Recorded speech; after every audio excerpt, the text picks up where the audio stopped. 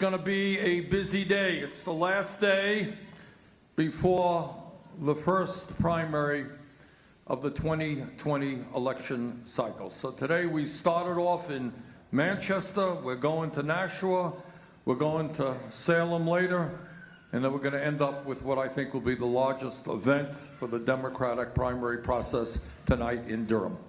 So I thank all of you for being out here today in this crucial moment in American history. And I want to begin by telling you that our campaign is off to a great start.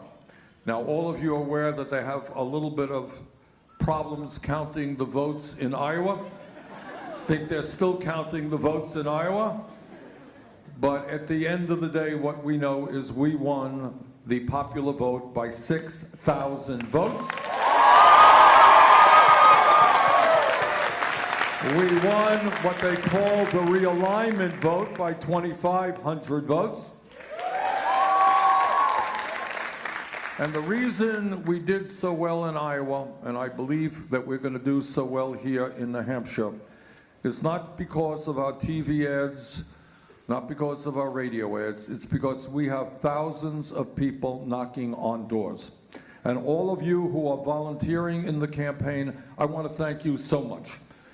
We have done something extraordinary. On Saturday, I am told by our campaign director, if you can believe it, in one day, we knocked on 20% of the doors in the state of New Hampshire. That's pretty good.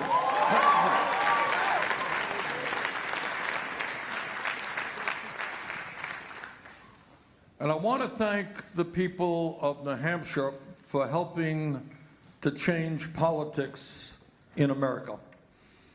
4 years ago, when I came to New Hampshire, I had a series of proposals that the political establishment said was very radical, too extreme. Media establishment said was too extreme. The corporate establishment said was too extreme. Nobody believes in what Bernie is talking about. Well, it turns out that the people of New Hampshire did, and because you stood up for justice, we won 22 states last time around and helped transform the conversation of where America should be going. So I thank New Hampshire very much.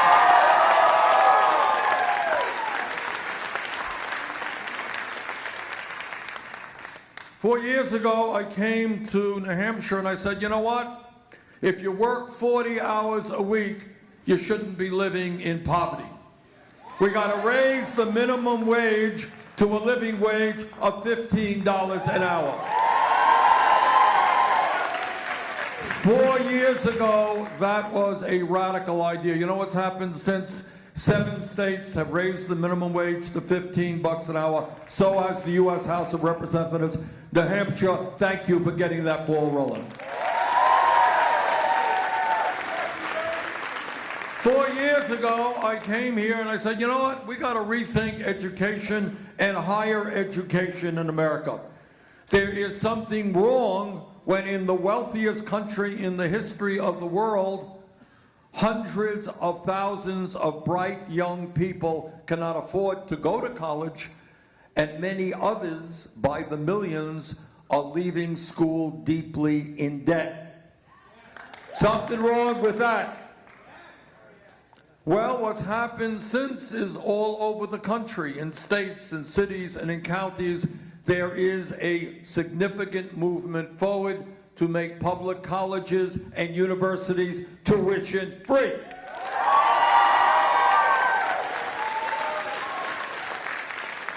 And when we are in the White House together, it's going to be a big room there, we're going to bring you all in. That Oval Office got to squeeze a little bit like here. What we are going to do is not only make public colleges and universities tuition free so that all of our kids, now I want you to understand what that means. It's not only relevant to those who are in college, it is relevant to the kids who are in the 5th and 6th grade today.